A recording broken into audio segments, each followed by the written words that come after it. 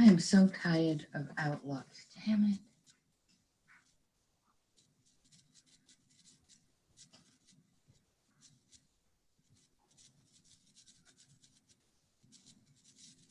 Screwed up.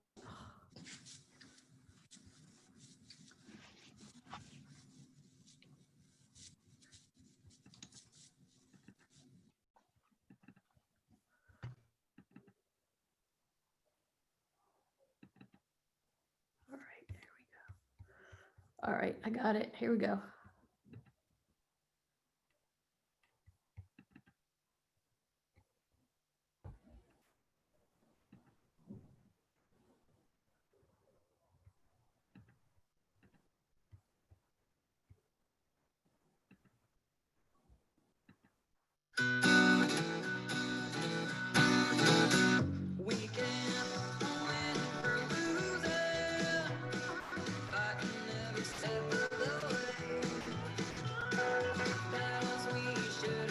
Hi, this is Lee. Are you guys waiting for me?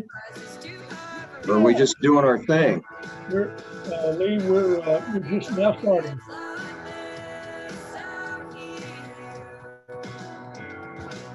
Is that what it does?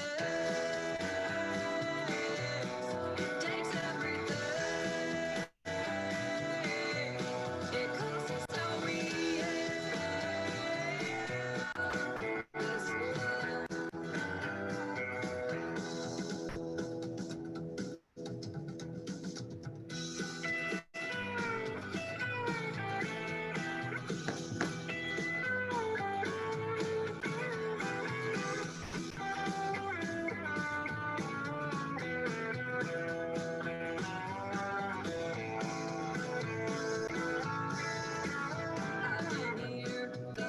Hey, Soraya?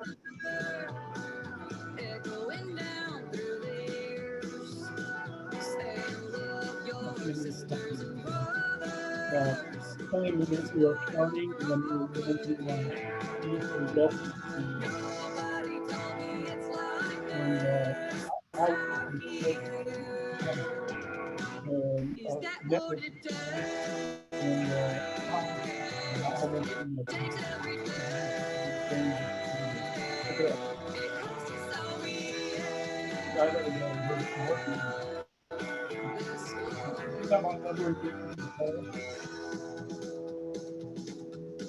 Nine one nine.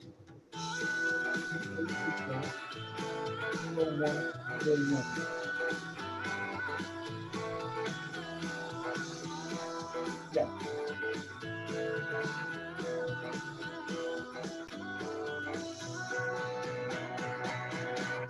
Is that what it takes? It takes everything.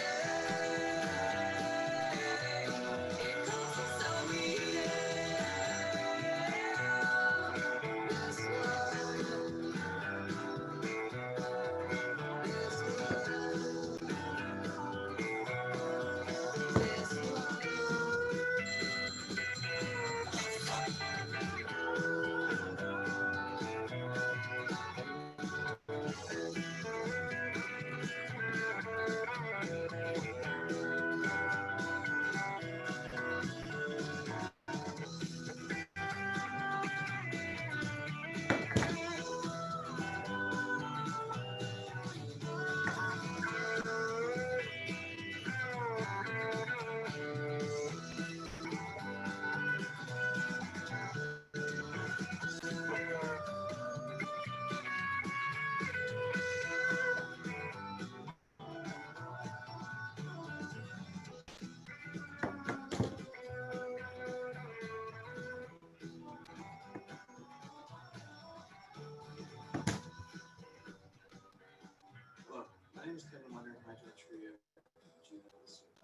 With us not being able to meet in person, I thought I would introduce myself with a member showcase for you.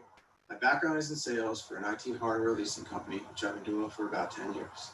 The reason I joined TRIA is I'd like to accomplish my goal of buying, rehabbing, and selling or renting a property. The problem I'm currently having, though, is closing that first deal. And I think it's due to the fact I'm overthinking the entire process, mainly how to work with lenders and finalize the paperwork on a property itself. I'm looking for a seasoned investor who is currently going through a flip or a rehab on a property, and would allow me to simply shadow them throughout the whole process.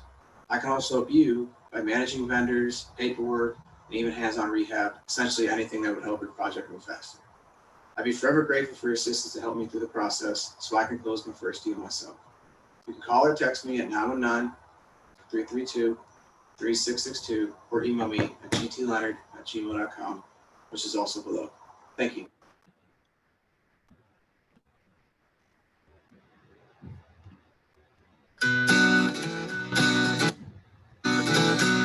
We can't win or lose fighting every step of the way. Battles we shouldn't be choosing. Price is too high for us to pay.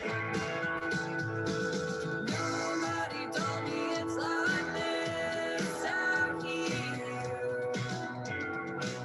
Is that what it takes? It takes everything. It costs us so real. This world.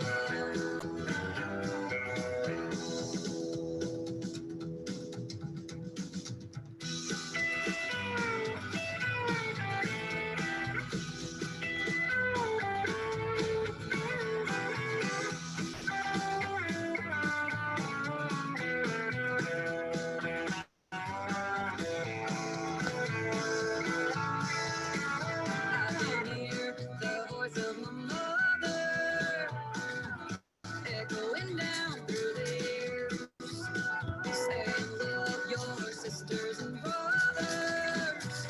That's why we're all put here. Nobody told me it's like this out here. Is that what it takes? It takes everything. It costs us all we have. This world.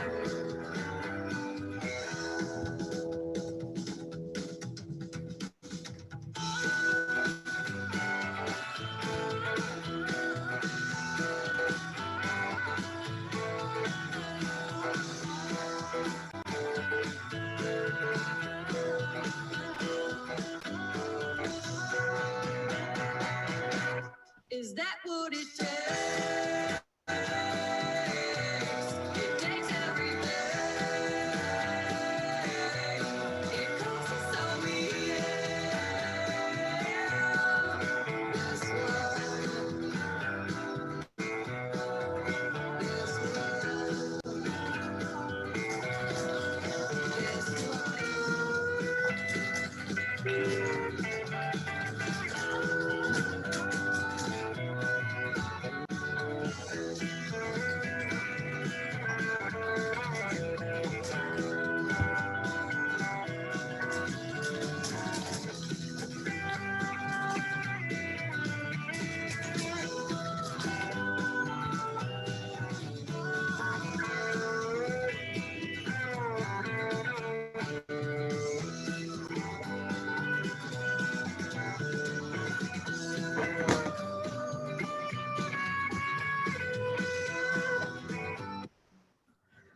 Okay, hello everyone. Welcome to our main meeting. We have a great lineup for you tonight. With a few quick announcements before we get started. As always, many of you got a survey in the mail about whether you're ready to go back live or not. We would encourage everyone, please answer that. We're looking for your input. Jackie will update us on the latest stats. But until then, of course, we're networking the best we can by several ways. One, if you would like to make a little introduction in this meeting, put a note in the chat and we'll let you just introduce yourself. Not going to pick anyone tonight if no one volunteers. Sometimes we do that, but not for a main meeting. Two, if you got a who's got what, you can do it on this meeting, same way. Just let us know in the chat. And three, in our Facebook networking group, Triangle Real Estate Investors Networking Group is very active. Join there and post your needs, your wants, and get involved in the conversation. And finally, put your face on the screen, turn your camera on so we can see you, so that when we go back live in person, we're not like, oh, hey, I know you by your blank screen and your name, but we'll know your face, and it'll be important when we get back, which we are really hoping to be soon. So we have Leslie who's going to update you about upcoming, what we have coming up. Go ahead, Les. Unmute. Okay. Hey, everybody. Thanks for joining in as usual. Great subject tonight. Great speaker. You're really going to learn a lot. So pay attention. And of course, we've got one more meeting scheduled this week on Thursday, the millennials meeting. And we are bringing you something that we really haven't talked about before. It's actually a pre-recorded webinar put on by S2A Modular. And if you've never looked into modular homes, you need to watch this because these things are really cool. I've actually personally toured a plant down Moore County or down around there somewhere. And it's amazing how they put these things together. So that would be a good one to tune into on Thursday. And then next week, it's our end of the month, of course, and you're going to have Tria West on Monday night. And Roxanne is going to bring us a bunch of information on skip tracing. And Jeff Owens is going to, or Owens, Jeff Brown, one of that. Anyway, he's going to be speaking on skip tracing and how important it is in locating leads and getting correct information. And then, of course, Wire with Audria is bringing back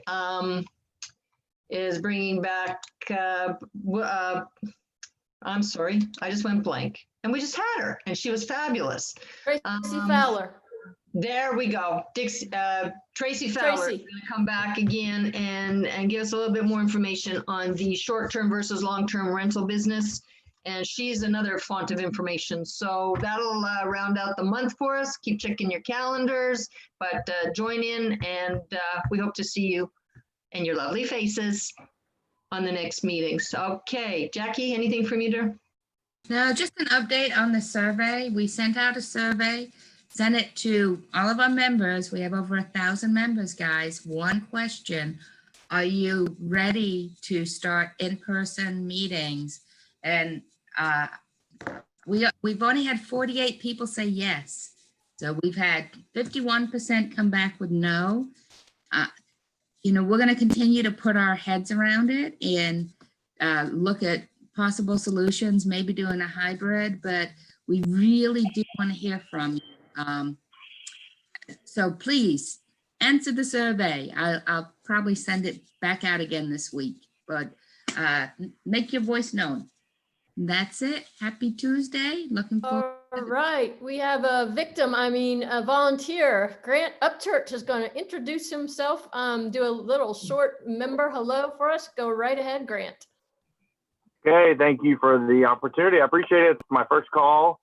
I'm a new member of TRIA, and my name is Grant Upchurch, and I'm in my car because I have 3 kids that are running wild in the house.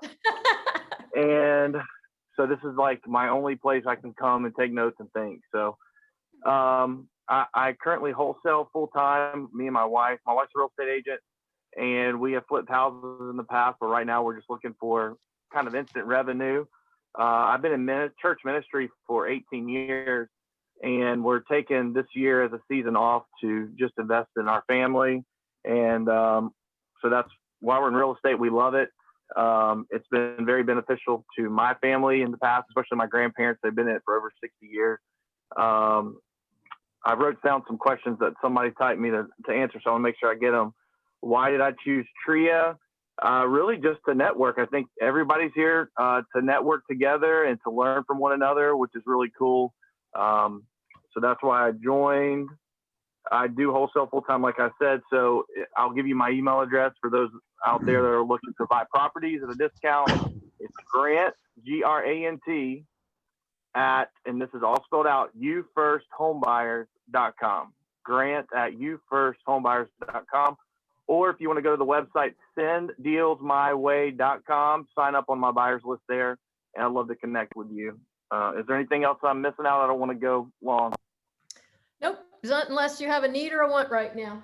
Can you repeat that email, please? Oh, for God's sake. Sure. Yeah. It's Okay. Grant, Uh-huh. Grant, at youfirstHomebuyers.com. I do have 2 buy and hold properties, one in Winterville, one in Hope Mills. Feel free to reach out to me at that email to get more info on that. Thanks for the Awesome. time. Thank you so much, Grant. We really appreciate it. Thanks for introducing yourself. Chuck, take it away. Yeah, I see, Lee, you're muted, so we got to get you unmuted. Folks, good evening. And I have been trying to get this guy for years to come speak at TRIA, and it just never has worked out. It's either we had the wrong days for our meetings, or he was busy, or just whatever. And I am just we've been working on this now for actually quite a while. I know for the last 3 years, and I'm just really pleased No, I'm good. that he's able to join us tonight. I first saw Lee about, 10 years ago down at Robin Thompson's ranch or down in Ocala, where he spoke at one of her boot camps. And I thought, geez, this guy is amazing. It's just the information that he had is amazing. And number 2, his delivery is really good. I'm really buttering you up, Lee. I can hear that. I don't know who you're talking about. Yeah, right. But I was just really impressed with his delivery, and I got his product at that time. It's probably outdated by now because it's 9 or 10 years old. But it was really a good product. The thing that we have never had at TRIA, as long as I can remember, is someone to come and talk about asset protection. And, many of you know that I have a property and casualty insurance license. And so you think that you buy a property and you can get insurance on it and your asset could be protected. Well, yes and no. Yeah, it's protected for fire and casualty and things like that, but your assets are not protected from other forms of perils. And Lee's the guy that's going to really tell you about that and what you can do to protect your assets and cover your assets. So Lee is out in Utah. He's had a boot camp running all day. And so we got him just off of the boot camp, and now he's jumped into here. And that's why we had a little bit of technical difficulty on the get-go this evening. But he's up and ready, and I'll turn it over to him. Folks, welcome Lee Phillips. Hi, thank you, Chuck. I appreciate that. We're going to have to bring our screen up, and I need to share screen. Let's see, I didn't want to do it that way. I wanted to share screen. We'll see if I can do this aptly. So there, you should be able to see a screen right now. We'll bring it up full screen. Come on, full screen. Host is not allowing participants to unmute themselves. Hopefully I'm unmuted already. You are a co-host and you are unmuted. If anyone has questions for Lee, stick them in the chat and we'll ask them. Lee, do you prefer to be interrupted as you go along or wait to the end? Probably wait till the end. I mean, I've been taking questions all day. I don't mind questions at all, but it's kind of hard to do it with the folks on the Zoom. It is. So okay, everyone, so put them in the chat and we'll ask them at the end to Lee. I'm not actually going to give the big asset protection that I usually give. I'm going to talk specifically about, I'm going to say LLCs and their asset protection capability. I hope you're going to learn a little bit, and I hope the key word there isn't little, but you should be able to learn a fair amount that you don't know about asset protection and the use of LLCs in asset protection. So let's get going. What time am I supposed to end? Can you tell me that? Chuck or somebody. Sorry, I'm muted. We generally, we're a little flexible. We go about an hour and a half total. Okay. So About 90 minutes. That'd be great. I did learn something today or yesterday, and that is if you just hold your space bar down, it unmutes you and you have to hold it down while you talk. As soon as you let your space bar up, then you are back muted again. So that's easier.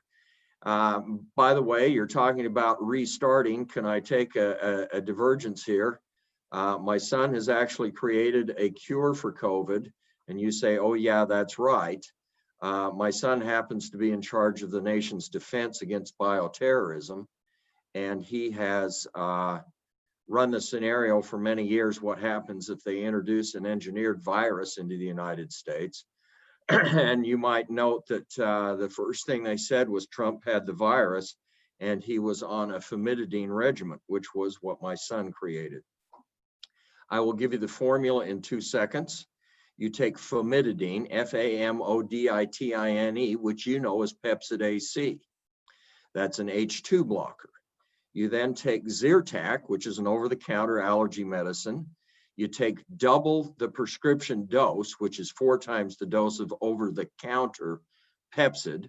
You take a regular dose of Zyrtec, and you take a regular dose of Celebrex, which is a prescription drug for arthritis.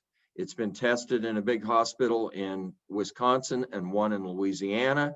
They have had 0 deaths. They should have had statistically about 10. And their average stay is 2 days instead of 8 days. It's just going to testing in a large hospital system in California. So I'm pretty much not too afraid of coronavirus anymore.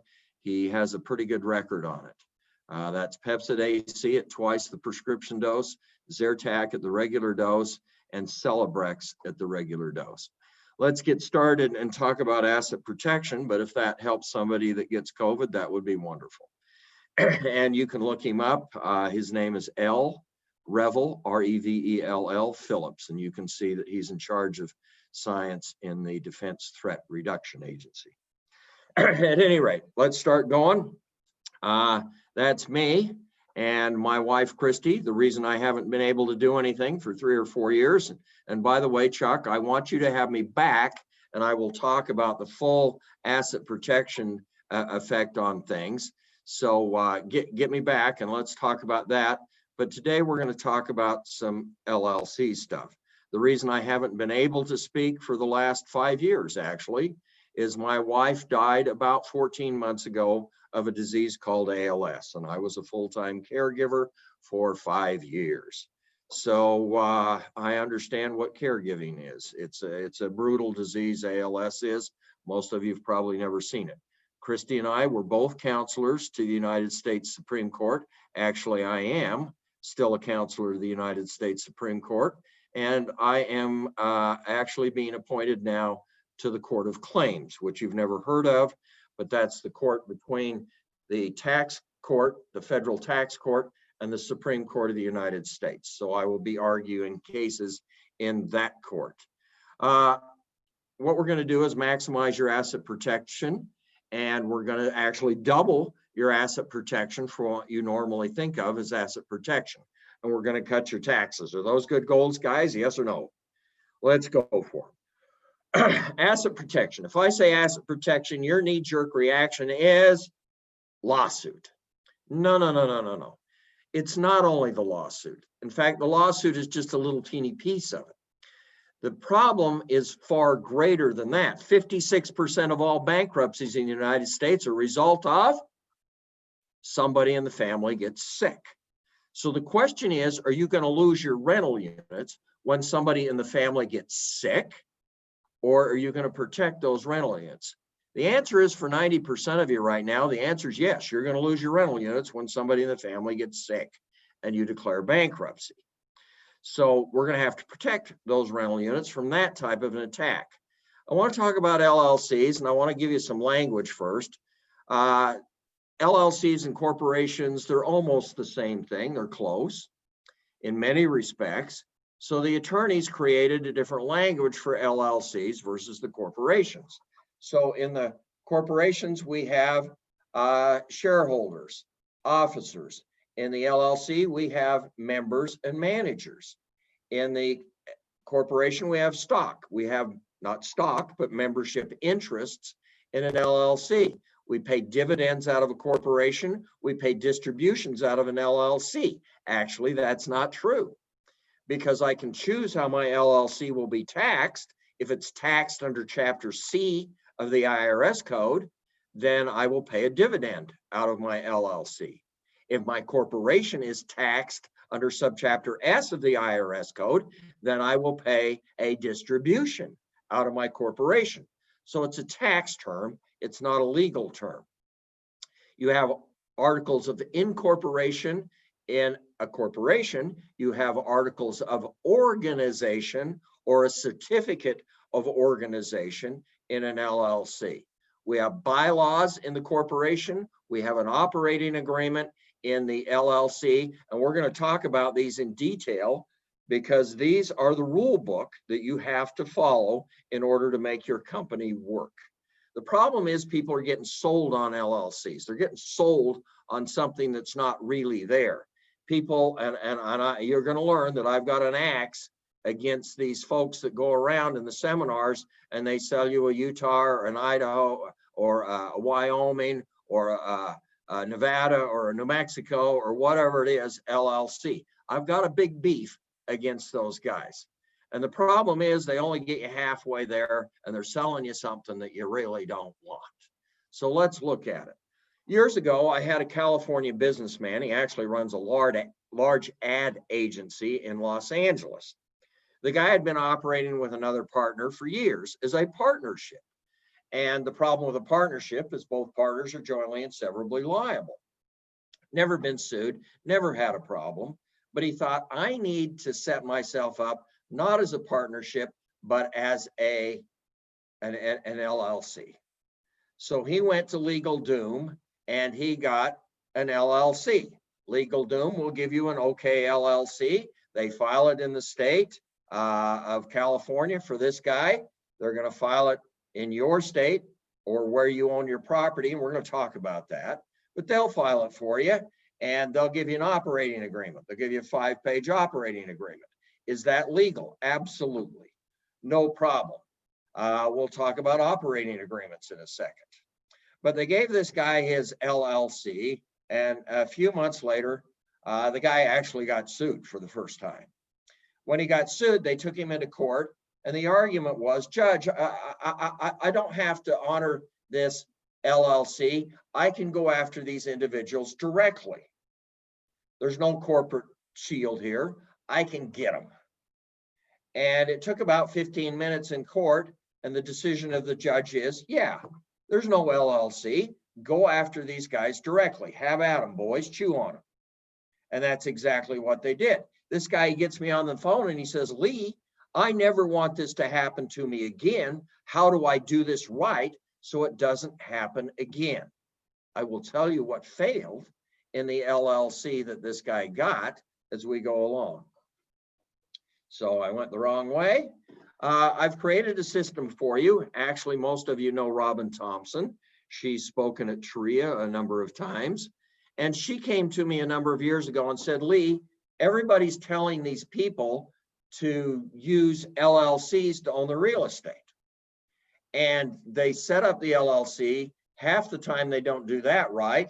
And they never get the asset protection. They don't get any tax advantages. Could you develop a system for them so that they could set up as many LLCs as they want with no charge other than the state fee? Could you set up a system where they actually got the asset protection they were supposed to? They could understand the LLC and they could get the tax advantages that an LLC offers. And I said, certainly I can do that. So I set up a system called the LLC Wizard, and she actually broke it up. We broke it up into 6 pieces, and then she sold one piece a month for 6 months. It was a little continuity program for her. But I made it fast and simple. You can set up an LLC in 20 minutes in any state, no problem. It's easy to understand, works in all 50 states.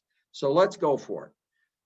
Chapter 1 or course 1 decides whether or not you actually want an LLC. You may not want an LLC. There are corporations, there are limited partnerships, there are lots of different types of legal entities. So let's establish first the fact that you actually want an LLC. And I'm going to say, knee-jerk reaction, you want an LLC, but maybe you don't. For example, you might want a corporation if you don't trust your partners, your other members, your other owners of the company. I can do things with a corporation. It's been around a long time. It has a lot of laws which deal with minor members or small owners of the corporation, where those don't apply necessarily to an LLC. So that might be a reason. What I've got is I've got a checklist, and we go down and we fill it in and you answer the questions. And you might note that I am actually talking about different states, Delaware, Nevada, there at the bottom of the paragraph. So I go in and I have to give you the little nuances from each state and the differences. But I give you the questionnaire, and then I build a matrix for you. And based upon where you fall on this matrix, you may or may not want an LLC. But we're going to assume for tonight that you actually want an LLC. Course 2 in the LLC Wizard teaches you how to go in and set it up any state you want to set up an LLC in. We have the articles of organization. They're easy. I give you examples of the articles of organization. Actually, what I do is I have it for you. Let me go get one for 2 seconds. There's the LLC Wizard, and in each state I have a course for you, and we talk about what happens in that state. If you're in Colorado, you're going to use this one. So we go in and teach you how to do it in each state. It's very easy. I will tell you how to do it. You go to the state website and you fill out their form. It's going to be maybe 2 paragraphs worth of text. If you go to the lawyer, he's going to give you 3 pages worth of text because he can't charge you $1,500 or $2,000 to do an LLC and give you 2 paragraphs for your actual articles of organization. But wait a minute. When you file your articles of organization, that is a public document. Never give the public any more information than you absolutely have to. So you use the state's website, you fill out the 2 or 3 paragraphs, and I have each state's website in the LLC Wizard, and I go through their articles of organization for you so you know what they're asking. And by the way, I've not only got the written pieces of paper that tell you which state you're where you are, but I've also got in each course, I've got audio CDs so that you can actually understand what you're doing. And I'm going to give you instructions in audio as to what to do, and I'm going to explain everything. And by the way, you probably don't have a CD player anymore. That's okay. All of this is in cyberspace, and we can do it. So there's no problem. Don't worry about it, okay? The articles of organization, you're going to file them. Where are you going to file them? Are you going to file them in Nevada? You're going to file them in Wyoming? Where are you going to file them? And I'm going to tell you that you're going to file them in the state where you are doing business or where you own the piece of property that's going to be owned by the LLC. Those are your 2 criteria. You do not file them in Wyoming. You do not file them in Nevada. You have to file them in the state where you're doing the business or you own the property. If you file them in Nevada, that's fine. You can file them in Nevada. You're going to pay all of those fees in Nevada. And then when you actually come to North Carolina or South Carolina or wherever, Florida, then you have to register that in the state where the property is owned. Well, I got news for you guys. When you register in that state, you comply with all of the rules, the laws of that state. And the fact that there may be different laws in Nevada, that has nothing to do with it. Or Wyoming has nothing to do with it, because you now have disgorged all the information that you have to disgorge in order to actually file an LLC in North Carolina. And you agree that you're going to abide by all North Carolina laws. If you transfer your property into the Nevada, the Wyoming, the Utah, whatever it is, LLC, and you don't register in your state where the property is, I'm the tenant, I'm going to figure that out. I'm going to quit paying rent because there isn't anything you can do to me. You can't sue me. You can't evict me. You can't do anything else because the owner of this property has no rights in that state. So now explain to me exactly why you went to Nevada or Wyoming. Oh, Nevada doesn't have any corporate tax.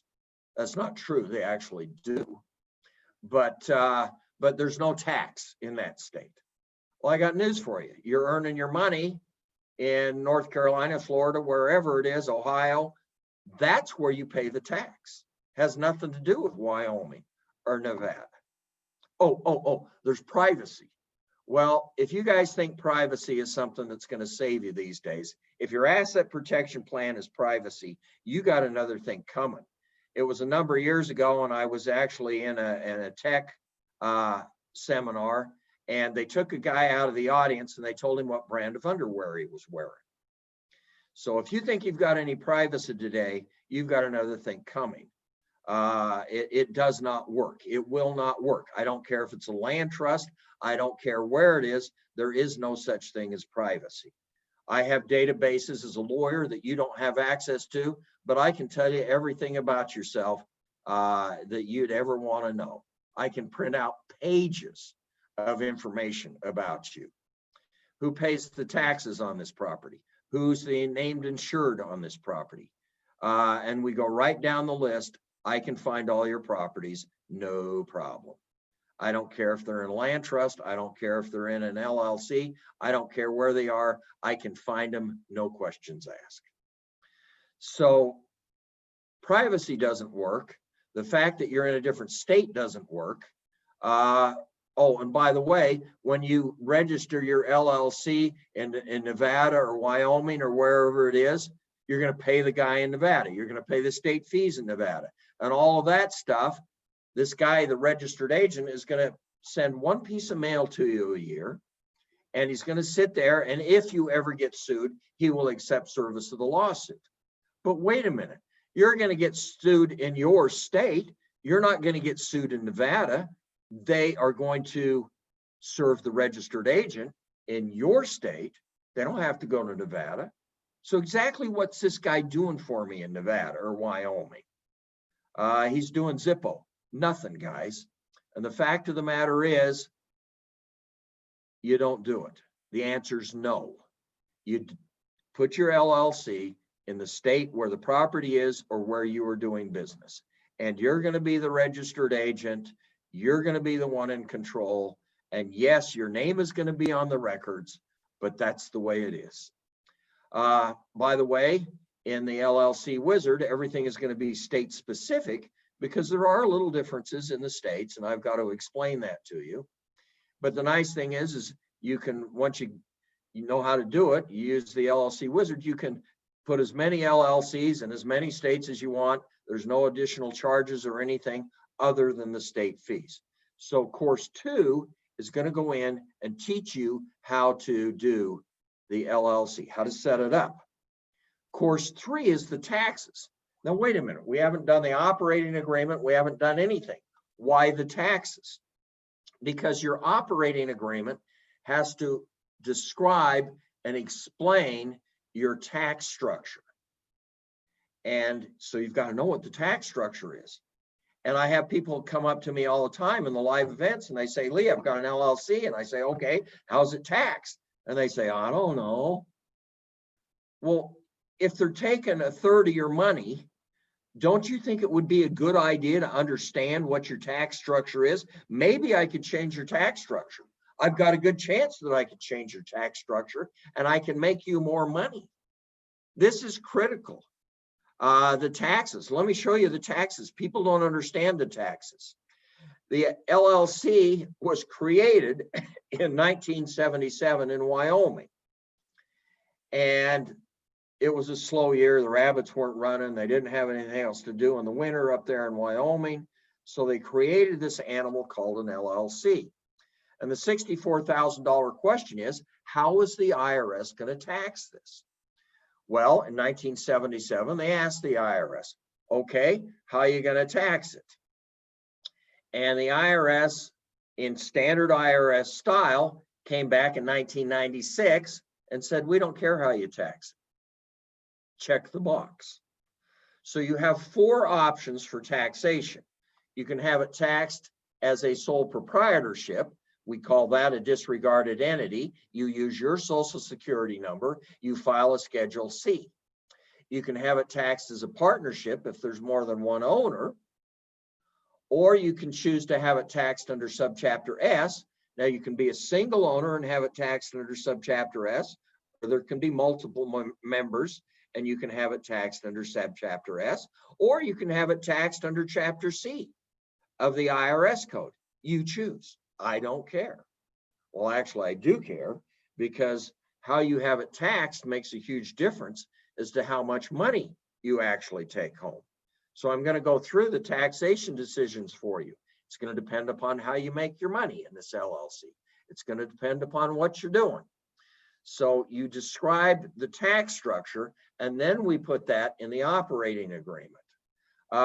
It wasn't until 1996, actually about 2000, that you actually ever heard of an LLC. If you showed up at your lawyer's office before about 2000 and said, I'd like an LLC, your lawyer looked at you and you said, nah, you don't want one of those things. We don't know enough about them. There's no court cases. We don't know what the asset protection is. We don't know. Well, what happened in 1996 is the lawyers finally got around to drafting what we call a Uniform Act. And we have 150 some odd Uniform Acts. We've got Uniform LLC Acts, Uniform Corporation Acts, Uniform Bankruptcy Acts, Uniform Divorce Acts. So the lawyers get together and they write this great law, the best they can do.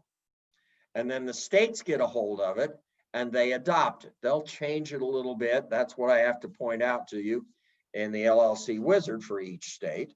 But they change it a little bit, but basically they adopt the Uniform Act. Once we got the Uniform Act, then it was uniform state, state, state, state. And we knew what the law was going to be. We knew how it was going to be reacted to. So we started to use the LLC. And today the LLC is by far the most flexible tool that we've got in order to conduct business, in order to own real estate, in order to do lots of things. By the way, the 96 Act was updated in 2006 and then again in 2013. The problem is taxes are your biggest asset protection threat. You've never thought of it that way. But these guys are taking 50% of everything you're making. And don't tell me they're not taking 50%. I actually rented a car in Tampa a while back. They must have wanted the car in Orlando because the rental fee was $1 per day. I had the car for a week. That's $7 rental fee, right? I got to Orlando, the bill was 58 bucks. Where's the rest of this stuff? Well, the rest of it is taxes. Actually, they don't even call it taxes. It's just called fees now. It's not taxes, not taxes. But it's taxed. It's taxed. I mean, you are taxed to death. Income tax, estate tax, state tax, property tax, cell phone tax. I mean, it goes on and on and on. You are taxed to death. Taxes are your biggest asset protection threat. Let me show you. Section 16 of the Constitution was passed in 1913, and the president and Congress and everybody else slammed their fist on the table and said, under absolutely no condition will we ever raise the tax above 8.5%. Just give us the right to tax you. It takes a constitutional amendment. We gave them the right to taxes. And you want to know something? Politicians lied as good in 1913 as they do today. Within years, the tax had gone to over 75%. The tax came back down to 25% in the 1920s. What did they call the 20s? No, it wasn't the Great Depression. They called it the Roaring 20s. The economy went nuts when they dropped the tax down to 25%. This is the Great Depression right there. It's called Herbert Hoover. Herbert Hoover, that guy, actually decided that maybe it would be a good idea to lower taxes. So the Depression started, and he actually lowered the taxes a little bit. Didn't do anything. The problem is he didn't understand Keynesian economics, and he didn't stimulate the economy with government spending. So, well, lowering the taxes didn't work. So he raised the taxes. He raised them from 25% all the way up to 80%. And that sealed the fate of the Great Depression. Do you understand during the 50s and 60s, you could be making $1 million and paying 925,000 of it out in tax? That's huge, guys. I mean, I actually remember a clip of Ronald Reagan before he was president. He was a movie actor. And I remember Ronald Reagan saying, I will never make another movie. I don't make any money. This is Ronald Reagan as president right there. He dropped it from 70% down to 28%. What happened with Reagan economics? Remember that? They told him he was nuts. Well, the economy went nuts. And Reagan collected more tax than anybody had ever collected. When he lowered the tax, this is Clinton. He brought it back up to 40%. This is Bushy. He dropped it back down 36 something. This is Obama. He raised it a little bit. And this is Trumpy. He cut it back down a little bit.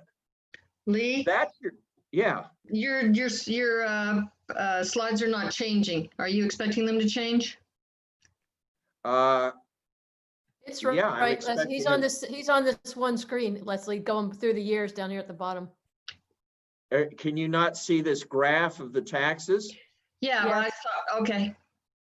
No, it hasn't changed since I put up that tax. Okay. Okay, we've had that happen. I'm but I going was to just change it checking. now. How's There that? you Did go. it change? It did. Thank you. You hear me okay and everything? Yep. Okay. People don't understand tax. Let me demonstrate it to you for 2 seconds. They don't understand what tax does to them. If you understood what tax did to you, you would be infuriated. Let's take $1 and double it 20 times. $1, $2, $2, 4, 4, 8, 8, 16, 32, 64. You got it? You double it 20 times, you end up with 1,048,000 and change. Not bad, huh, guys? But wait. There's no tax on that sequence. So let's tax it. Let's tax it at 40%. You're in a high tax bracket, federal, state, you're paying 40%. Let's pay 40%. So what we do is we take $1 and we double it. That's $2, right? But wait. Got $1 in gain. So we have to tax the extra $1 at 40%. So we lose 40 cents. So we don't end up with $2. We end up with $1.66. I'm on a horrible delay in my movements. Is it delayed to you in these movements when I wave my hand? No, it's not. Okay. It looks fine. Good. We like that then. I figured it was just me. I'm a little slow today. Okay. We take the $1.60, we double it, we get 320, but we've got to tax the extra $1.60. So we don't end up with actually 320. We end up with 256. You understand what we're doing? So on the one hand, we've got 1,048,000 and change. On the other hand, we've taxed that at 40%. That means I have, well, 40% of $1 million is 400,000. I've lost $400,000. I mean, $400,000 is a big deal to me, guys. I don't know about you. So on the one hand, 1,048,000. On this hand, I've got roughly $600,000, right? Really? Do I? Do I really have 600 over here? Do I only have 400 over here? Do I only have 300 over here? Do I only have 200 over here? How about 100? Will you take 50? When you actually do the math, you end up with a grand total of $12,089. 1,048,000 on this side, $12,089 on this side. Which one do you want, huh, guys? That's what taxes do for you, or to you. You don't understand taxes. What's the eighth wonder of the world? The eighth wonder of the world is compound interest. And what you don't understand is taxes are compound interest in reverse. They compound the damage. So if I can save you 20% on your taxes, that's my goal. Is that a good goal for you? Would you like to save 20% on your taxes? If I can save you 20% on your taxes, that's not $200 out of $1,000 that you would otherwise have to pay in taxes. Over the years, that is tens of thousands of dollars to you. It's huge. This is the difference between being rich and being poor, right there. Controlling the taxes. Yeah, you can invest in the real estate, you can work in your job, you can have your little business, but it's the taxes. If you learn to control the taxes, that's the difference between rich and poor, right there. That's it, guys.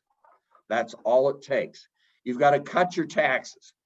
In fact, you're going to have to control your AGI. What's AGI? It's something that you know as adjusted gross income. And it controls all of the taxes, the things that you do. It says whether or not you can get your Roth IRA. And before 2010, you couldn't convert your Roth IRA. Now they'll take your money anytime you want to do it. It depends on which controls which tax bracket you're in. And the accountants in the room just said, Phillips, you're an idiot. It's not adjusted gross income. Well, I'm going to tell you, it's pretty darn close, guys. If I can drop the AGI, I can drop my tax bracket. It controls whether or not your itemized deductions phase out, whether your exemptions phase out, whether you get your child care credits. Now, Trumpy increased that substantially. Used to be about $150,000, your child care credits phased out. Now he's doubled the child care credit and he's got it up to $400,000 in income, AGI, before the child credits phase out. It controls whether or not you're in the alternative minimum tax bracket. You don't even know what AMT is. AMT was passed 1978 to make sure the rich paid their fair share.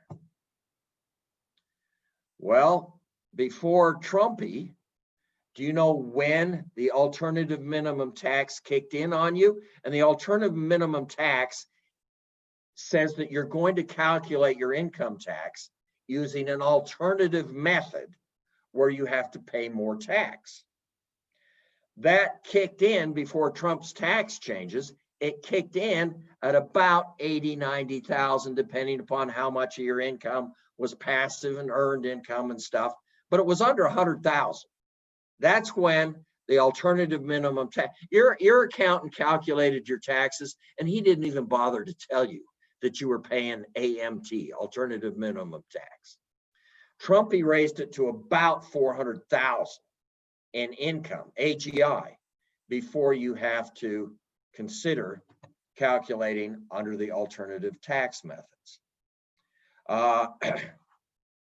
199A, the Trump tax laws introduced that. Many of you don't understand what it is. Some accountants miss it. They missed it the first year. Most of them picked it up the second year. And I'm not going to go through it in detail, but basically what it says is I take my business profit. I take my profit from my real estate. I take out all the deductions, take all expenses off, and that leaves my profit, right? Whatever my profit is, I take 20% of that off the top, and that comes to me as a deduction. Basically, I get 20% of my profit tax free. It's not a bad deal, guys. You better make sure that your accountant is picking up 199A for you. And if he says you can't use it, call me or talk to me or something. We'll figure out whether he's right or not. In some cases, he's right. You can't use it. I can guarantee you though, that if I deal with your taxes now and start to structure things, you will be able to use the 199A in your 2020 tax return. 2019, that's water under the bridge. It's gone, guys. But you got to plan today so that you get the 199A and stuff in 2020. And how you pay yourself, what you do makes a huge difference as to how much of this 20% of your profit you get to take absolutely tax-free. So it's a big deal, guys. It's a big deal. A number of years ago, I went out on the internet and I thought, well, I'm going to figure out how to lower my AGI. There wasn't anything on the internet about lowering your AGI. There were a couple of sites that in all straight-faced seriousness, they said the way you lower your AGI is you adopt children. These people have obviously never raised a child. You do not raise a child for a tax deduction. I'm sorry, that doesn't work, guys. You're going to have to understand what above the line accounting and below the line accounting is. And the accountants in the room, they're going to know what that is. Most of the rest of you don't understand what it is. Above the line is above the line. Before Trump messed around with the tax forms, it was the last line on page 1 of your 1040. Anything above the line either adds to or subtracts from your adjusted gross income.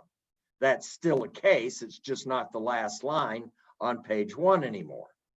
Anything below the line, your adjusted gross income calculation, does not add to or subtract from your AGI. And the problem is, you need to understand what's going on. And we have a boot camp, but like they said, I've just done 2 days of 8 hours a day in my boot camp for people. This is the first one I've done virtually, and it went good, went well. Everybody was happy, but I love being with people. Like I say, Chuck, you got to have me back, and we're going to talk about the full asset protection stuff when you have me back, when I can actually see people and go over and poke them when they're going to sleep. I can't poke you right now. That really disappoints me. I can't even insult you very well. But at any rate, we have the boot camp and we talk about taxes from the dark side. I am willing to put my money where my mouth is. In my office, I have a former IRS agent, special auditor for 8 years. I have the former Western Division chief of the IRS, and I have a bunch of accountants.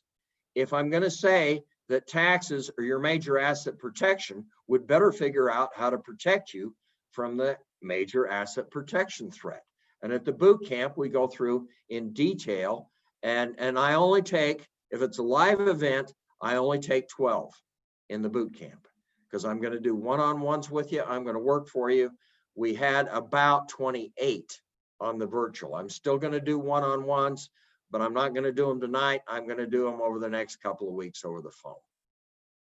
But at any rate, I'm willing to say taxes are your major asset protection, and I'm willing to put my money where my mouth is, and I'm willing to take the IRS taxes very seriously. We teach you lots of things that you can do. The problem is your tax dude plans your taxes, and he's working below the line. There isn't really anything you can do above the line. Your charitable deductions, below the line. Your home mortgages, below the line. Your medical deductions, below the line. In fact, you can't even take a medical deduction unless the expense is above 10% of your AGI. There's that AGI number again. These are all below the line. The only thing you can do above the line is if you're a teacher, you can buy like $250 worth of supplies on the 3rd day of the month if there's a full moon, and that goes in above the line as a deduction. If you're in the military, you can move. The only thing you can do above the line is contribute to a standard, not a Roth, but a standard IRA. That's above the line. And you need to have your tax guy always calculate one set of taxes as if I make my full contribution to my IRA and calculate it without. See what it does. Sometimes you can make your $6,000, whatever it is, contribution to your IRA, and it's going to save you $5,000 in taxes. Duh. Why not do that? So always run it both ways and make it so you can work. Now, I said that taxes were the problem. I said that you can do real estate. I said you can do your business. I said you can do everything else, but it's the taxes. And that's true. What you don't understand, and your accountant's never brought you in and had him put his arm around you and say, oh, by the way, we need to put your 1040 form on a diet. And the only way you can do that is to learn how to use your business and your real estate as tax shelters. You know that you make money in real estate. I mean, the house appreciates, the tenant pays the mortgages, all of that crap that you've been taught about real estate. And by the way, it is great. But what you may not understand is a major driver of your real estate wealth is the fact that it can be used as a tax shelter. If I use it as a tax shelter, I can double everything else that you get back from your real estate. It's that powerful, guys. But your accountant dude, he hasn't taught you how to use it as a tax shelter. I mean, they screw up the taxes all of the time. So you've got to learn how to use it. You may not have to learn how to do your own tax forms. I mean, I sit and I shake when I look at a tax form. I'm never going to do my own taxes, but I am going to know whether that guy is taking the 199A deduction, whether he's using my real estate as a shelter and all of that stuff. That's what you have to do. I actually created another course for you called the Advanced Tax Tactics. Ben, the special agent, special auditor of the IRS, created it with me. And we have a 100-page workbook. Our goal is to cut your taxes by 20–30%. We have the 100-page workbook. We have 5 hours of audio instructions, and we walk you through. I said that you can take your standard IRA. That's above the line. Well, yeah, but if I have my little company, I can do a solo 401k, and I can put $16,000 into it. That's all above the line. So it's above the line. That means it reduces my adjusted gross income. I can put in an HRA and I can make all of my medical expenses above the line, not tax deductible after I hit my 10% of AGI. It's all above the line. It's tax-free to me. I've just made all your medical expenses tax-free. So understand how to use the tax laws. It's incredible what you can do. We took a little detour. We talked about taxes. Let me just give you one of the kind of the cuties in the advanced tax tactics. You can rent a piece of real estate. If you rent it for no more than 14 days a year, you can't rent it 15. If you rent it no more than 14 days a year, any rental income that you receive is tax-free. You don't report it. It's not a 1099, it's nothing. It's water under the bridge. Why do we have this law, 280 AG? Well, you guys ought to know. There's a little city called High Point, North Carolina. What happens in High Point, North Carolina every year? We have the furniture market.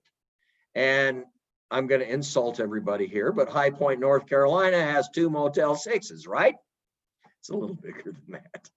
But how do I put up 250,000 people who come to the furniture show? Well, I have to get the people in High Point, North Carolina to actually rent out their house. So your congressman got somebody to pass the law, which says if I rent it for no more than 14 days a year, any rental income that I receive is tax-free. Well, how do you use that? Okay, I'm in Utah. They just told you that. This is where my family home is. My legal residence, my principal residence is on Siesta Beach in Florida. And I will have Chuck down. This is an invitation, Chuck, okay? He will come down and he'll spend a couple of days at my house. I have a best guest. I have a guest bedroom and bathroom and everything for him. I'm going to put him up. I'm going to feed him, and it's going to be great. And Chuck is going to pay me $1,000 a day for the 3 days that he's down there, right? I don't think so. Chuck's pretty cheap, in case you don't know him. So I can't charge Chuck. Who do I charge? Well, Chuck and I get together for 3 days. We're going to figure out a way to make more money. This is a business deal. So I am actually going to make out a bill from me, and I am going to submit it to my company. And my company is going to pay me to entertain Chuck for 3 days. But I just made $3,000. I took $3,000 out of my company tax-free. This is black and white letter law, guys. The only thing the IRS can do is argue with you that that wasn't a reasonable payment. Well, if you go down to the Hyatt, which is the only hotel basically on Siesta Key, just down the road, their bill on the back of the door is $1,000 a night. So is that reasonable? I'm certainly going to argue that it is. The most the IRS auditor can do is say that's unreasonable. We will only give you $500 a night. Okay, I'm going to pay tax on the extra 500 bucks. So we have just taken money out of your company, put it in your pocket tax-free. And I do that with my home in Florida, and I happen to live very near the ski resorts in Utah. So I have people come here as well, my colleagues, and I entertain them here. It's a pretty good deal. I get to entertain Chuck and make money doing it. Not bad, huh, guys? 280 AG. That's one of the things that I teach you about in the advanced tax tactics. The problem with your LLC, and we're going to go back, we took a detour in taxes, okay? We're going to go back to LLCs. The problem in the LLC is you're getting something that you don't understand. You're only getting halfway there. It's kind of whoops. I don't really have any operating agreement. I never issued stock or membership certificates. I don't have a log. What's a log? I don't know what my taxes are. No, I didn't file a 2553. You didn't do all of this stuff. Legal doom only got you halfway there. So let's get you the rest of the way there. The first thing you got to do is have an operating agreement. I told you, the first thing we had to do was establish that you wanted an LLC. That's course one. The second thing is we had to establish your LLC in the proper state. We had to do it cheaply. 2. 3, we had to decide what the taxes are. 4, we've got to write the operating agreement. That's your rule book, is the operating agreement, or in the corporation, it's the bylaws. This is what you write to tell the world that I have a company. It's not me. And to prove that it's not me, I have a rule book, and I'm going to follow the rules. This is the way you protect your asset protection in the LLC or the corporation. I am protecting the corporate shield. The corporate shield protects me from what happens out in the company. So let's design the operating agreement. First of all, we've got to address the proper number of issues. I don't know what that is for you. I'm going to say it's somewhere between 20 and 40 pages of operating agreement. The 5 pages that Legal Doom give you, that's not enough. They're not addressing a lot of issues that are actually going to come up in the operation of your LLC. Is it legal to have 5 pages? Absolutely. Does it work? Yeah, but there's a lot of things that you need direction on that aren't in those 5 pages. One of my competitors goes around to the clubs and stuff, and he says, man, I got a 150-page operating agreement. Well, that's an overkill, guys. It's going to shoot you in the head. I'm going to tell you why in 2 seconds, but you're dead when you have a 150-page operating agreement. So you've got to address the right number of issues, I'm going to say. You've got to address the taxes. I can put things in the operating agreement like poison pills.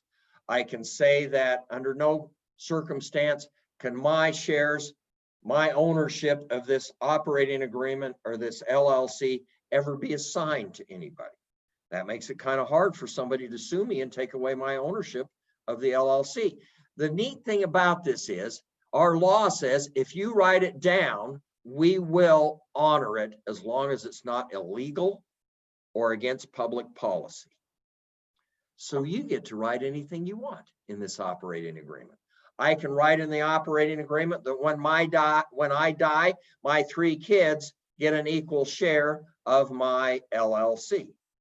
I just disposed of my LLC with no probate or anything else. So I can write all kinds of stuff in an operating agreement. I want to talk to you about pick twos. This is an aspect of an LLC that most lawyers don't understand. When they created the LLC in 1977 in Wyoming, they said, IRS, how do you want to tax it? The IRS came back to them and they said, well, how do we know this isn't just a corporation? And Wyoming thought about it and they said, okay, by law, a corporation has 4 elements, count them. The first one is limited liability. You know that as the corporate shield. The second one is transferability of ownership, stock. I can sell my stock in a corporation. The third one is what we call centralized management. And that means that we do not need an owner of the corporation to be on the board of directors, to be an officer or director. And there are lots of companies where we hire a guy to come in, we pay his way, we pay him a wage and everything else. He doesn't own any part of the company, but he sits on the board of directors. That's not uncommon at all. The fourth one is continuity of life. And that does not mean that the term of my corporation is perpetual or 20 years or whatever it is. That means that when one of the owners dies, the company doesn't die. The company survives the death of the owner. I mean, when one of IBM's shareholders dies, IBM doesn't care in the least, do they? They just go on. So Wyoming said, okay, we'll prove to you that it's not a corporation. By definition then, an LLC only gets 2 of the 4. Which 2? We don't care, you pick. Well, duh, you're going to pick the limited liability shield, the corporate shield, right? Duh. Which one of the other 3 do you pick? I really don't care. But they mean something. You're always going to be the manager of your LLC and you're the owner. You're never going to go out and hire a hired gun. When you ask the lawyer, do I want member manager or manager managed? The lawyer looked at you and said, doesn't matter to me, pick one. Well, it does matter, because if you pick manager managed, you just pick centralized management. You can't pick continuity of life or transferability. Oh, well, you know, the lawyer said, yeah, you want to be able to transfer your stock to people? That's fine, pick that one. We'll say in the operating agreement, we can do that. You now have 3. If you have 3, by definition, you don't have an LLC. But wait a minute, I have to have 4 to have a corporation. So if I've only got 3, what have I got? You've got a partnership. And when I sue you, I'm going to ask for your operating agreement and I'm going to read it. And if you've got 3 of them, I turn to the court and I say, hey, Your Honor, this isn't an LLC. They've got 3 of these elements. It's not a corporation. They don't have 4 of the elements. Your Honor, this is a partnership And the judge will say, yes, under the law, this is a partnership. And I got you right where I want you. Can you see how it works, guys? So you need to understand the pick too. You get to pick, I don't care. So in the LLC Wizard, we go through and we discuss the advantages and disadvantages of each one of these, and hopefully you make a wise decision. In my state, there's an individual, and you can go to any adult out on the state streets in Utah, out on the streets. You can approach this guy, you can give him the name, and the guy can tell you exactly who this person is. The family, the father, the patriarch of the family is dying. And actually, one of the daughters comes to me and she says, Lee, we've got the best law firms in the state. We've got the best accounting firms in the state. Would you just look at everything? Dad's trust and will. He's going to die within the week. And he did die within the week. He's going to die. I just want another set of eyes on our LLC and everything. So I said, okay, I'll do this. So I got the trust, got the will, and I said, I need the operating agreement, the rule book in your LLC. They couldn't find it. It's gone. It took them 3 days to find the rule book. Finally, they found it. Guess who had it? The accountant had it. And the accountant coughed it up. The accountant's going to read it. They've got to read it to know what the taxes are. The lawyer, he's never going to read it. So I started to read the operating agreement. They did not have continuity of life, which means instantly when Dad dies, this large LLC goes, bye-bye, it's gone. Now we can reconstitute it. We're not going to skip a second. We can amend the operating agreement. We can get it. We got it, okay? But I start to ask more questions. So I've got Dad that owns a chunk, and then I've got the kids that all own a chunk of this LLC. And I start asking the questions. Where's this kid? Where's this kid? Where's this kid? Oh, that kid died 3 years ago? Well, what just happened? They just told me that this LLC died 3 years ago because they don't have continuity of life. Nobody's been sued. They paid the taxes. Everybody's happy. We can reconstitute the LLC. But if I'm suing you, I'm going to read the LLC and I'm going to say, okay, where's this member? Where's this member? Where's this member? And as soon as you say that member died, I got you right where I want you. So these things that you put in your operating agreement, they make a difference. They're important. They say something. They do something. The operating agreement is going to pick two. The liability shield is a duh. I'm going to pick that one. Which one of the other three you pick, I don't care. How you draft the operating agreement makes a difference as to how much asset protection you get. Because like I said, I can put the poison pills and stuff in it. I can create lots of barriers to somebody coming in and taking this company away from you. For example, can the membership interest be assigned? I said, if I say they can't be assigned, the courts will honor that. And that means that nobody can give up their ownership interest to somebody else. That kind of makes it hard for somebody to take my ownership interest away from me. So what you write down in this paper makes a difference. Course 5 in the LLC Wizard is the formalities. What I basically have to do is prove to the court that this is a real company. It's a person, actually. You remember the Wall Street occupiers 15, 20 years ago? Their big beef is that the corporations were persons, and they didn't want to have them have the right to contribute to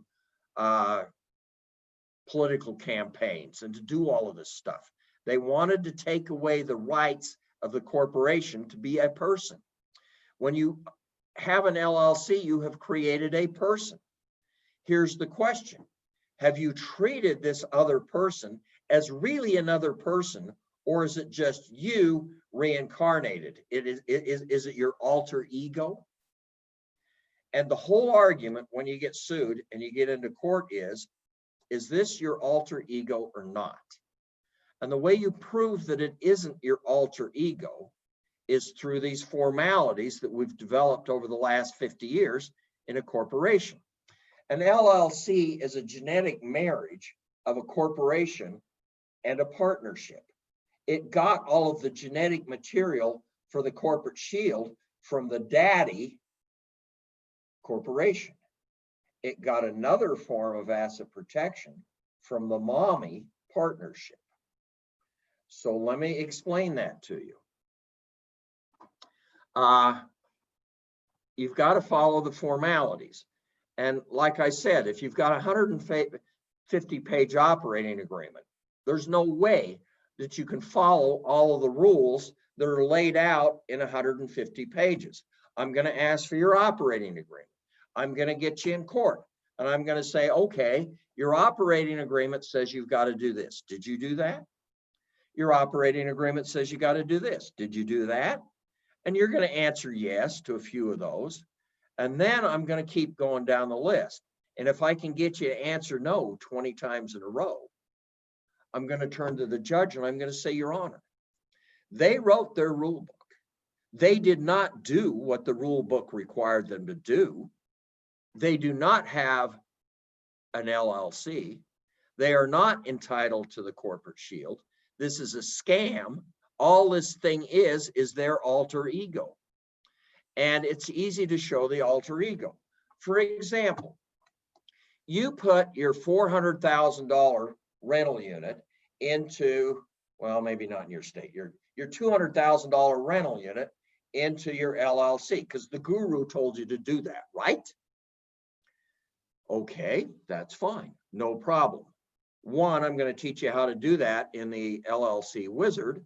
You've got to follow all the rules. You got to consider which type of deed you use.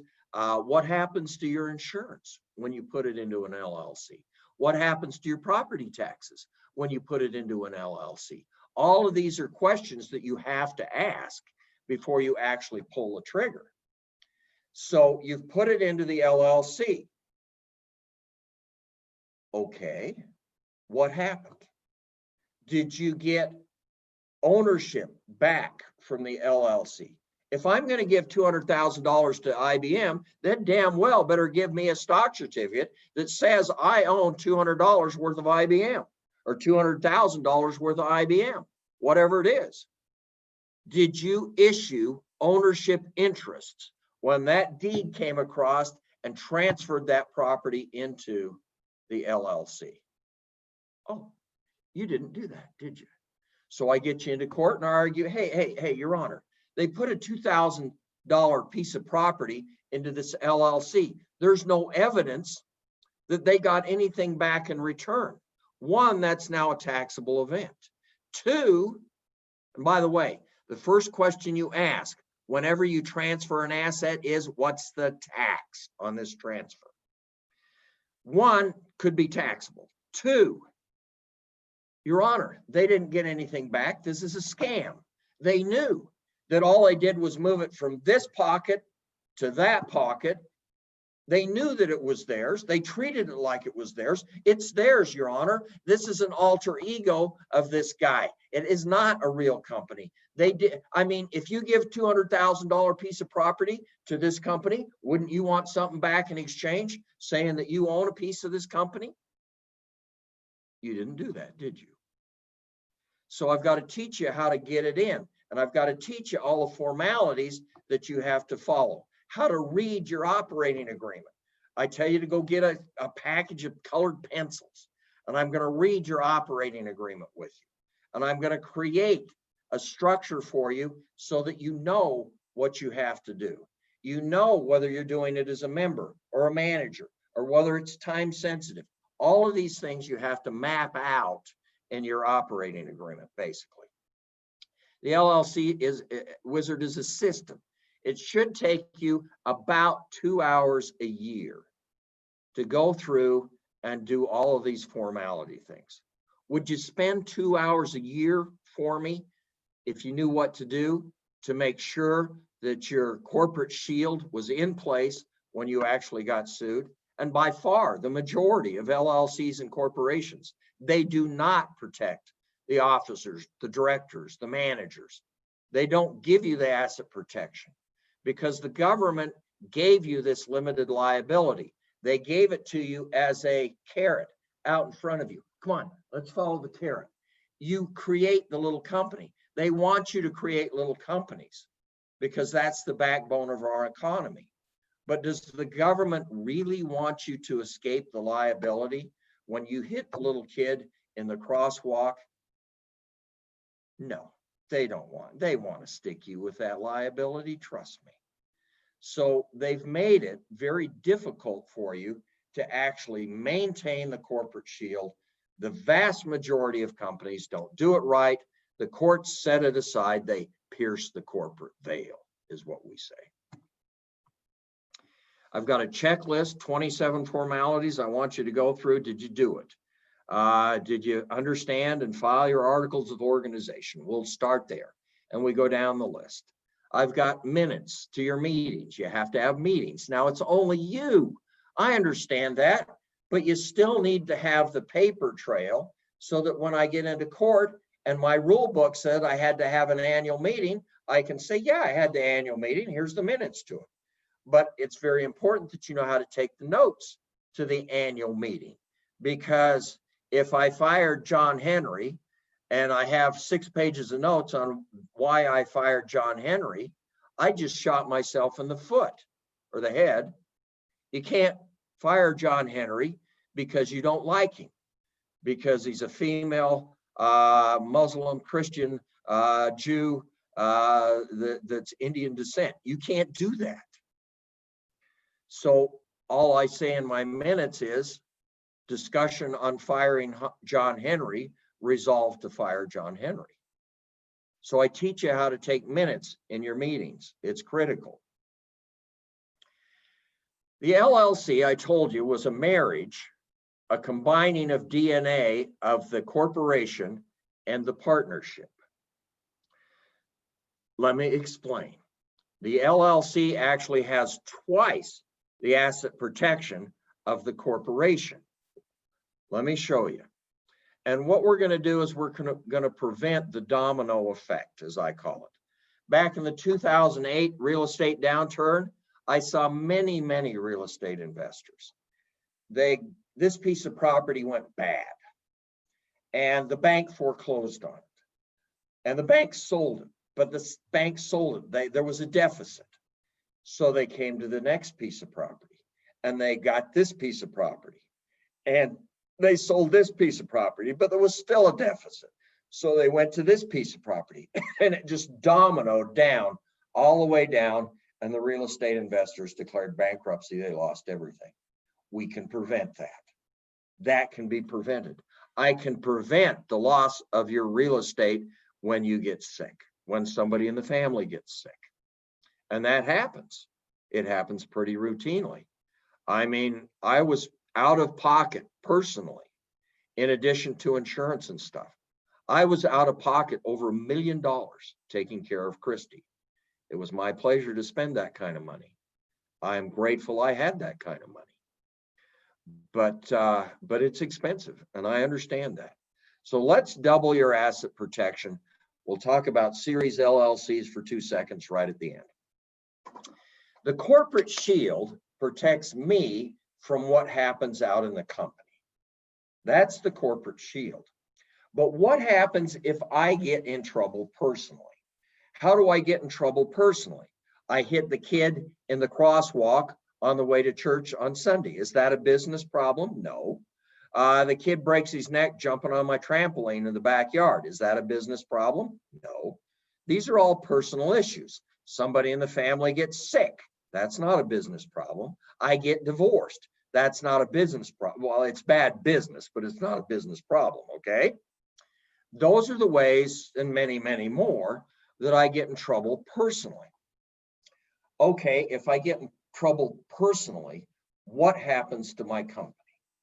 That's the question.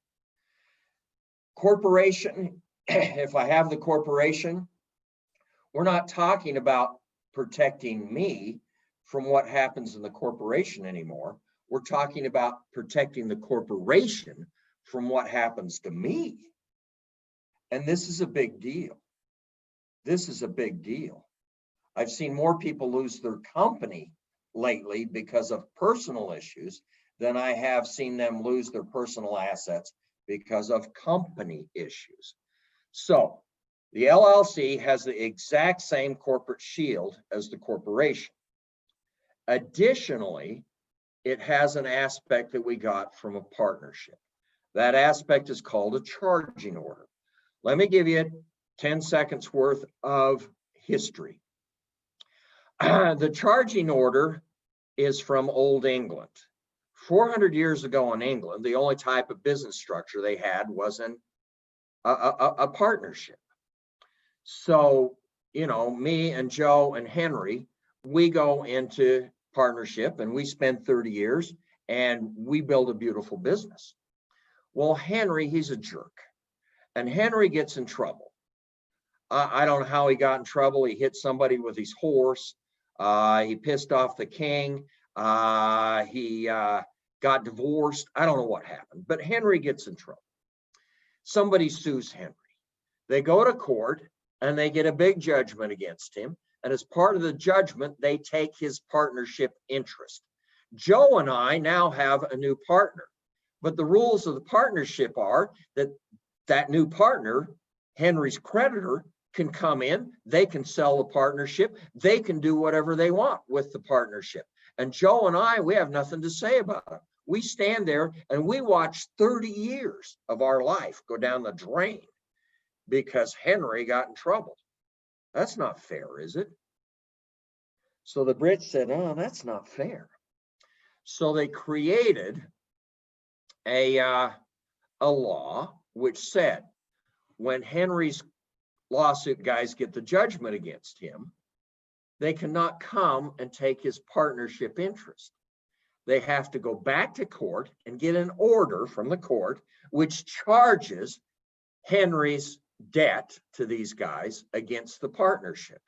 But they can't come in and be partners. They can't sell the the partnership. They can't sell the assets. They can't contract. They can't act on behalf of the partnership. Joe and I, we still get to be the managers. We still get to control and pull all the strings.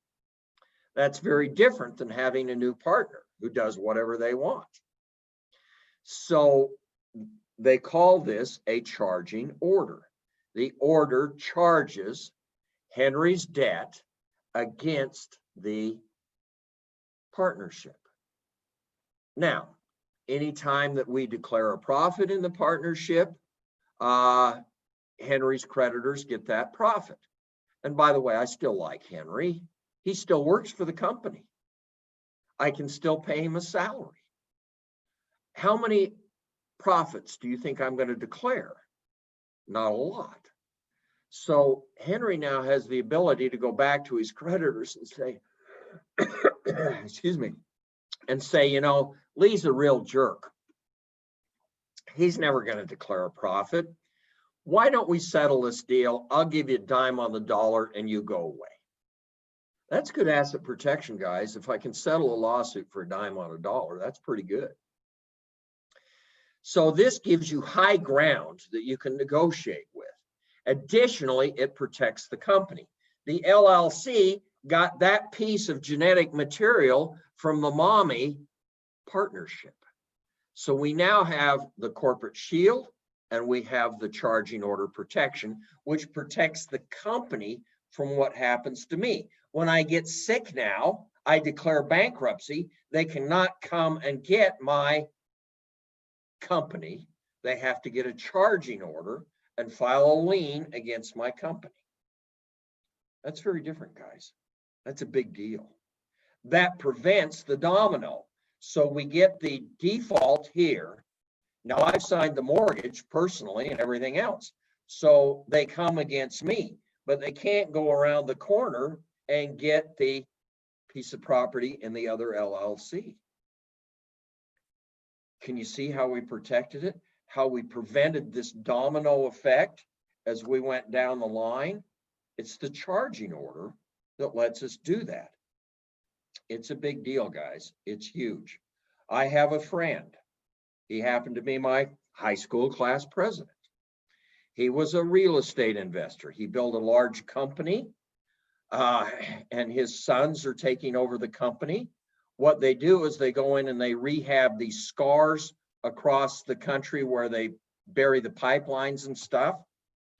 And they do it with helicopters. They've got equipment. It's a big deal. And he's retiring. His sons are taking over the business. And as his retirement, they're buying him out from the profits of the business. Well, my friend also happens to be a real estate investor. He has a piece of real estate that is an old drive-in movie. And on the drive-in movie ground, there is a guard shack. A homeless couple basically comes to him and says, we want to live in the guard shack. And he feels sorry for him and he says, okay, fine. My management company will make out a lease, which the management company does. In the meantime, the state comes in and says, no. This is an uninhabitable piece of property. Evict them, get them out of there. So the management company writes a letter and says, you guys got to be out in 10 days, blah, blah, blah, get out. Well, they continue to live there. They don't do anything. About 3 days before Christmas, a couple of years ago, these guys, the couple, they're basically doing drugs, smoking in bed, and they happen to set the place on fire. They make it out, but the woman goes back in for her purse. She doesn't make it out the second time. The state has now charged my friend with murder in the first degree. The trial has been postponed due to COVID. The family of this lady are suing my friend for wrongful death. If they get a judgment, his company is a subchapter S corporation. If they get a judgment, part of his assets are the stock in this subchapter S corporation. They will get that stock. Once I own your stock, I own your company. His kids, everybody are going to lose their livelihood. If that had been an LLC, the kids would have been protected. The company would have been protected. The most they could have done is gotten a charging order against the LLC. That's how it works, guys. And it's a big deal. So you've got to protect the assets. The question is, will a one member, one owner LLC protect the assets? And the answer is maybe not, because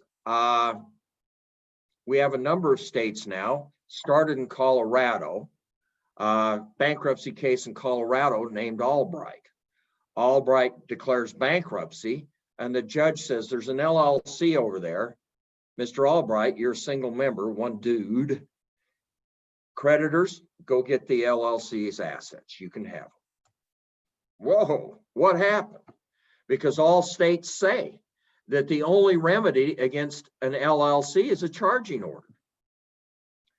The judge just set aside the charging order and said, go get the assets of the LLC. The second case was in Florida, a case called Albright. Mr. Albright is a dirty dude. And he embezzles tens of millions of dollars from Floridians. He puts all this money in an LLC. The FTC comes after him, they put him in jail. And they say, okay, Mr. Albright, all of the money's over there in the LLC, give it back to us. Come on, we want it back. And Mr. Albright, he knows the law. The law in Florida says the only remedy that you have against an LLC is to get a charging order. So he sticks his tongue out at him and says, nah, it's in an LLC, go get a charging order. And by the way, I'm sitting in jail. How often do you think I'm going to declare a profit? You ain't getting nothing. Well, it went to the Supreme Court in Florida.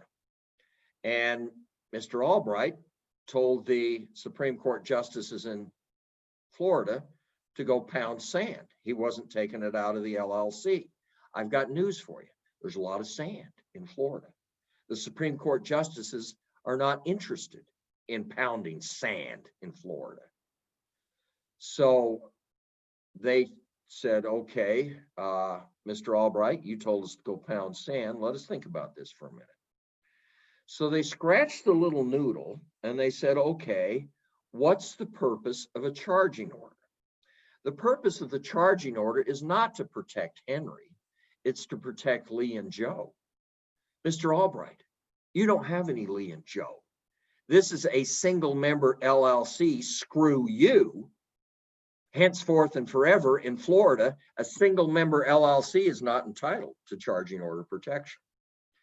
Utah and Idaho have actually passed laws to that effect. The Ninth Circuit has said that in bankruptcy, single member LLCs are not protected. The trend is definitely toward single member LLCs not being protected. So maybe it's a good idea if you have two members of your LLC. Will a husband and wife work? Yeah. North Carolina, South Carolina, Georgia, it works. California, Texas, Arizona, it doesn't work because their community property states, husband and wife are one legal entity. So you can have two members pretty easy. If you're going to have a kid, fine, give them an interest in it. How big of an interest? I don't know. But you need to treat them like a real owner. They need to get their percentage of the profit. They need to be at the meetings. They need to participate, guys. So I need two members in many states. If your state where you have your LLC does not require two members, I don't think North Carolina does. Somebody correct me if they do. Kathy, you're the lawyer, but I don't think you require two members. We do not. When you do, okay. Is that Kathy? Yep, that's me. We do not require two. When you do, it's going to be headline news. You're not going to be the test case. I'm pretty sure of that. And so you can go in, amend your operating agreement and require two members at that point. So right now you're fine with one member. The corporate shield in the LLC is always fine with one member, but it's the charging order that we worry about. So that's the issue. I mean, this is stuff that you need to go back. If you haven't been doing it, go back and clean it up in your corporation. Corporation's basically the same. Go back and clean it up in your corporation or your LLC, because now my friend has been charged with the murder. He's being sued. He can't go back and change these things. It's called a fraudulent transfer. It's called a fraudulent conveyance. It's called a fraudulent structure. They'll undo the whole thing. So you have to do it before the lawsuit is filed, before the guy is killed in the house. Everything you need is in the LLC wizard. The LLC wizard is broken into the 6 pieces. I told you that Robin originally divided it up into 6 months worth of material, and she charged $249 for each one of the 6 chapters. You know, do we choose the LLC? What business structure do we want? Which state do we establish it in? We establish the LLC, then we do the taxes, then we do the operating agreement, then you've got to do the formalities, and then we worry about the charging order protection. There is an electronic file with all the forms, everything on them. You don't have to type anything. So there's an electronic file. Robin charged an additional $300 for that. Bottom line is she was charging $1,700, $1,800 for the LLC wizard. I want to do a couple of things for you. One, you become a student with the LLC wizard. I will give you a 30-minute sit down before you create your LLC. I'm going to discuss the tax aspects with you. I'm going to discuss which state. I'm going to discuss all of this stuff with you. Then you're going to create the LLC. That's the $200 for half-hour charge, but I'm going to give that to you, and you're welcome to call me. You will make an appointment. You don't just get me on the fly, but I am here. I have a lot of students, I'm sure. in the audience even, and they understand that I have had the same listed phone number for my business for almost 40 years now. I answer my phone. We do not have a voicemail system in the office. There will always be someone here during business hours to answer the phone and to make the appointment. This is my work. This is what I do. I support you in this. So you have the LLC wizard. I'm also going to include the tax tactics, the advanced tax tactics. And if you can't save $2,000, $3,000, $4,000, $5,000, even in 2020, with the advanced tax tactics, something's wrong, because minor adjustments will save you thousands of dollars in your tax structure. So you have the complete 6-portion course of the LLC wizard. That's $17.93. All of the forms and everything on digital. The 30 minutes that I'm going to spend with you. The advanced tax tactics, actually it's $7.99 on the internet. The bonus buy, the special, is $4.99. But the bottom line is you have over $2,500 worth of materials, legal work in these 2 courses. Now, the tax savings alone are going to save you more than the $2,500 if you use them properly. If you avoid one lawsuit, that's $50,000, because you're the one that's going to defend. If you don't defend, if you don't pay the $50,000, you lose. That's the way the system's set up. That's the way it works. So at the event here this evening, you've got the LLC wizard. You can go on the internet. It's $19.99. You can pick it up any other time. Call Chuck, and he will get it for you for $14.99. Well, yeah, I'll extend that to Chuck. So it's $19.99 on the internet, any other time, $14.99 if you get it through Chuck. The advanced tax tactics, $7.99 on the internet. Here at the event this evening, it's $4.99. So it's $19.99, $4.99, $7.99, $499. Bottom line is the materials this evening are $19.98 for the entire set of materials. Now, a couple of things. One is I'm going to make the $19.98, not $19.98 for you this evening. We're going to have the LLC wizard and everything available to you at the TRIA. So you're going to go to the website, legallease.com. That's a pun on my name. And then /LLC wizard. And it's going to take you to the shopping cart, to the page. You're going to click on the LLC wizard. It does not say anything about the advanced tax tactics. It will take you to the shopping cart. There's a place at the top of the shopping cart where you say you've got a coupon code. The coupon code is TRIA. You ought to be able to remember that, right? So you type TRIA in there, it will bring up the shopping cart. It will add the advanced tax tactics material, and it will give you a total package price of $14.99. I'm going to do one more thing with you, and that is I'm going to give you a $500 certificate towards attendance at my 2-day boot camp. So it's just going to take $500 off. Chuck and I go back a long ways. I don't do this for most groups, but he has asked me if I would do that, and he alluded to the fact that I just got through minutes ago with my 2-day boot camp. So I'm going to give you a $500 certificate. That will not be on the shopping cart or any place else. I will just include that with the material. I am going to deliver the LLC wizard to you in hard copy. It will be shipped to you. I'm going to deliver the advanced tax tactics to you in electronic copy. Has the audio, the 5 hours of audio, and I have over 6 hours of audio instructions in the LLC. They will be delivered electronically, and they will be delivered in the hard copy. I like hard copies to look at. The entire set, $14.99, but remember, it's tax deductible. If you're in a 30% tax bracket, you've got $500 that the IRS is going to contribute towards this. If you use the certificate for $500 off the boot camp, you get the $500 tax deduction. You're basically at $4.99 for the entire set of materials. So go to Legalese, this is for this evening, go to legalese.com/LLC Wizard. And the coupon code, when you click on the LLC Wizard, it asks you for the coupon code. The coupon code is TRIA. Everybody got that?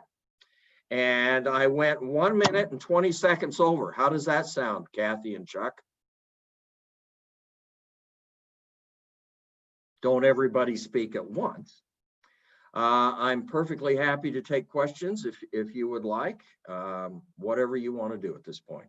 Kathy, I think you're in control. There's only a couple questions. One is, how does this fit in with your trust? How does it fit in with the trust? The trust needs to own your membership interest in the LLC. That way, you don't have to probate the LLC when you die. So there are 3 parts to your trust's name, and that goes in the membership interest slot, in the operating agreement, in the certificate, membership certificate log, and on the membership certificate. And the name of your trust is the name of the trust, the date of the trust, and you as trustee. I have to have all 3 of those elements on every deed, on every checking account, everything associated with the trust. So don't forget all 3 elements, and you will make the trust be the member, the owner of the LLC. The only reason you're doing that is for probate avoidance. It has nothing to do with asset protection. The other question is, what if you are a note dealer and work in multiple states? Is there a preference of where to file your LLC? Well, file it in the state where you live so you can be the registered agent is probably what I would recommend. The question is buying notes raising to the level of doing business in the state. If you are buying notes in California, I will flat out tell you that California is going to say you are doing business in the state and you need to pay the $850. You need to register your LLC and everything else in the state and pay California taxes. Other states around you, Georgia, those states, I don't know. If you get in trouble, you'd better hurry up and register. But you know, you're not going to get sued for buying a note. The most you're going to do is lose the money. Now, if you end up with a piece of property, then you might have a problem, a liability. I would set up an LLC in that state and pick up the piece of property in that LLC. But just buying notes, there's not much liability. There's no tax advantage to the LLC. So I'm going to say do it in your own name. Unless Kathy has another thought on that. What type of law do you do, Kathy? Well, mostly real estate. Mostly real estate. She knows what to do. See, I told you. All right. Well, thank you so much. This was fascinating, y'all. The coupon code TRIA and the legalese.com/LLC Wizard are in the chat. So copy that if you need them. That'll be available today. Tomorrow morning, we'll take it down. Okay. Okay. So you have till tomorrow morning. Going once on the questions, going twice. Otherwise, we'll let y'all go. Thank you so much for being here. Thank you so much for sharing all that wisdom with us. That was awesome. I hope you all enjoyed it. I hope Chuck's doing good. How are you doing, Chuck? Are you still here? For y'all who don't know, Chuck's had some surgery. So He may be snoozing by now. he might be. He's a little under the weather, but we were glad to get him on tonight. Yeah, for Any sure. amount of time. So He's getting better. Thanks so Okay. much, Lee. Great stuff. Okay, great. Thank you, everybody. Great stuff. Appreciate Thanks, you. everybody. Stay safe.